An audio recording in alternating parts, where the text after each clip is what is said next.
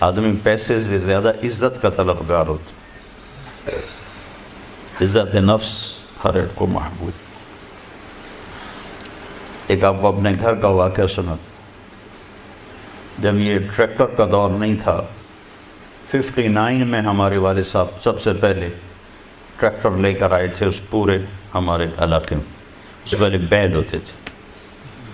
عزت نفس پہ یاد آتی کہ عزت نفس مال سے بھی زیادہ محبوب ہوتی۔ ایک ہمارے بیل نے چارہ کھانا چھوڑ دیا، ٹھیک ٹھاک بیل، تو ہمارے والد صاحب نے ڈاکٹر بلوایا، اس نے وہ ٹیکا ویکا لگایا، لیکن اس نے پھر بھی نہیں کھایا۔ تو ایک ہماری برادری کا دیسی حکیم تھا، اس کے پاس اس زمانے میں راستے تو ہوتے نہیں تھے، تو والد صاحب نے گھوڑے پر نوکر کو بھیجا جو اس کو اٹھا کے لایا۔ اس نے بیل کو دیکھا، کہنے لگا میاں صاحب اس کو پٹھے کون ڈالتا ہے چارہ؟ کہا جی یہ ہے ہمارا کسائی، دتو کسائی، اللہ دیتا نام تھا، دتو کیا کہتے ہیں، دتو کسائی، اوے اس کو بیل کے آگے بٹھایا اور جوتا اتارا اور 5 سال جوتے اس کے سر میں مارے۔ پھر کہنے لگا اب چارہ ڈالو۔ جب چارہ ڈالا تو وہ بیل کھانے لگا۔ یہ میرے گھر کا واقعہ ہے، کوئی سنایا نہیں؟ تو میرے والد صاحب حیران ہو کر کہنے لگے ایک ہی بار۔ کہا جی میں نے اس کو چیک کر لیا تھا، اس کو کچھ نہیں تھا، یہ آپ کے نوکر نے اس کو کہیں کوئی ڈنڈا سوٹا مارا ہے، تو وہ غصہ کر گیا تھا کہ میں اس سے کیسے بدلہ دوں، تو اس نے غصے میں کھانا چھوڑ دیا کہ میری عزت کو اس نے خراب کیا۔ اب اس کی آنکھوں کے سامنے 2-4 جوتے میں نے مارے تو وہ خوش ہو گیا، بالکل کھائے۔ عزت کی طلب کوئی ناجائز نہیں ہے، یہ انسانی ضرورت، مال کی طلب ناجائز نہیں ہے، انسانی ضرورت۔ ہاں اس کے حدود ہیں، اس کے اندر تو ضرورت ہے، اس کے باہر پھر کوئی کہیں تکبر بن جاتا ہے، کہیں ظلم بن جاتا ہے، کہیں زیادتی ہے، حدود کے اندر تو۔ ایک حدیث سنا دیتا ہوں، اس مسلمان کو عزت دینا کتنا ضروری ہے۔ میرے نبی نے فرمایا 1 روپیہ سود کھانا 36 دفعہ زنا کرنے کے برابر۔ 1 روپے یعنی 1 پاؤنڈ سود کھانا 36 دفعہ زنا کرنے کے برابر تھا۔ اس کے بعد آپ نے فرمایا اور تمہیں بتاؤں سب سے بڑا سود کیا ہے؟ جب 1 پاؤنڈ کا سود 36 دفعہ زنا کے برابر ہے تو آپ نے فرمایا اب تمہیں بتاؤں سب سے بڑا سود کیا ہے؟ الاستطالۃ فی عرض المسلم، مسلمان کو بعزت کرنا سب سے بڑا سود۔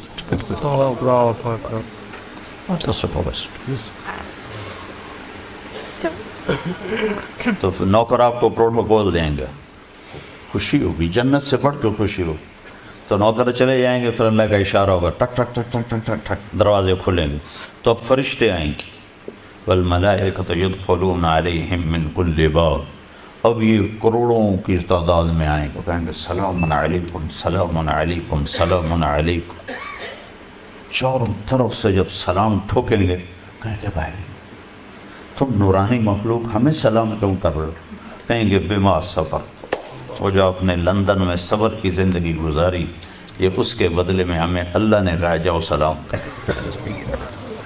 غفلت کے دیس میں آپ نے بیدار ہو کے زندگی گزاری، اندھیر نگری میں آپ نے اللہ کو سامنے رکھ کے زندگی گزاری، جب چاروں طرف شراب اور زنا عام تھا آپ نے اللہ سے ڈر کے زندگی گزاری۔ سلام سلام سلام، تو فرشتوں کے سلام ان کو ہوا میں اڑا دے گا۔ یہ میں پہلے دوبارہ کہہ رہا ہوں کہ عزت نفس، عزت کی طلب بہت بڑی طلب ہوتی ہے، مال سے بھی زیادہ، ڈگریوں سے بھی زیادہ۔ تو فرشتوں کا سلام انہیں ہوا میں اڑا، فرشتے ابھی وہ اس سلام کا مزہ لے رہے ہوں گے کہ فرشتوں نے سلام کیا۔ اور آئیڈیل ہوم بتا رہا ہوں، آئیڈیل، تو ایک دم میرے رب کا عرش ایسے کھلے گا، ایک دم نور ہی نور چھا جائے گا۔ جب ایسے آنکھیں اٹھا کر دیکھیں گے واہ واہ واہ، اللہ سامنے ہو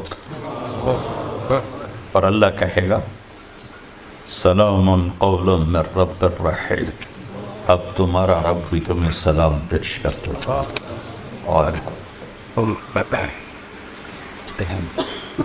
پروٹوکول کی آخری حد،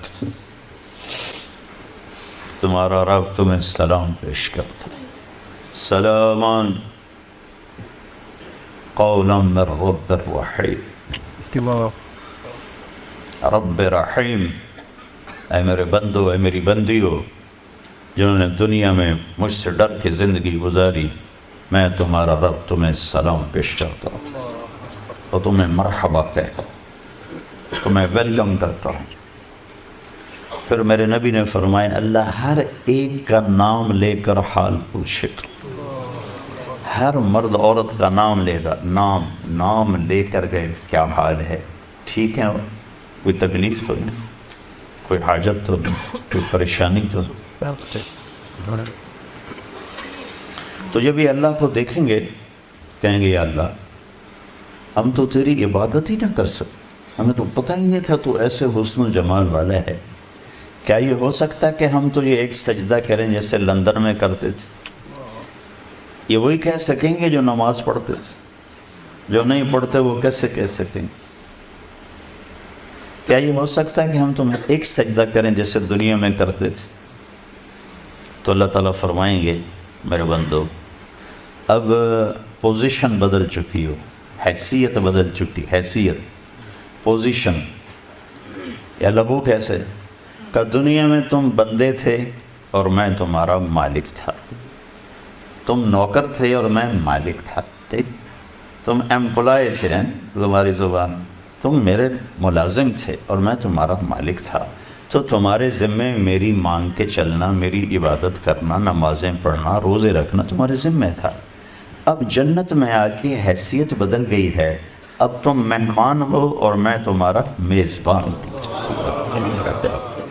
کیا ہوسٹ کہتے ہیں میزبان کو؟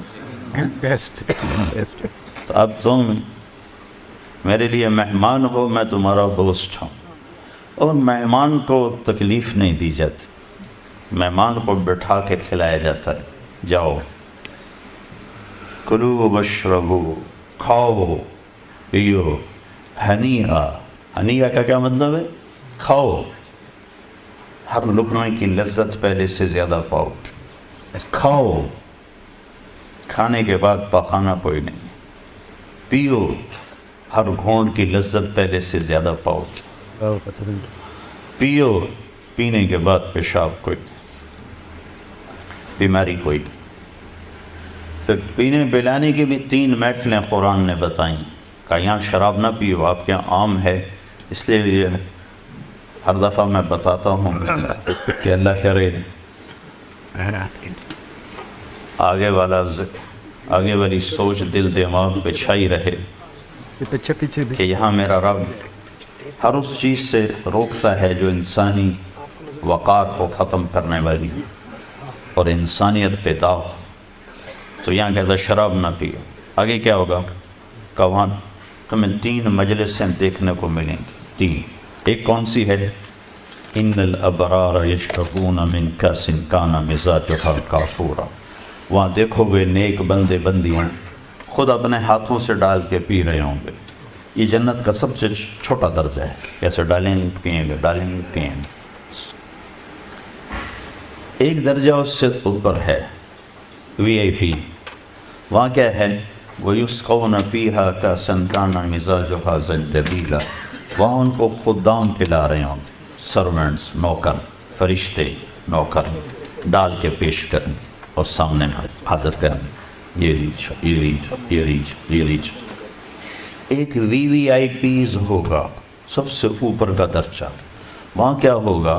وہاں ہوگا وَسَقَاهُمْ رَبُّهُمْ شَرَابًا طَهُورًا، اور وہاں اللہ خود پلا رہا، اللہ خود پلا رہا۔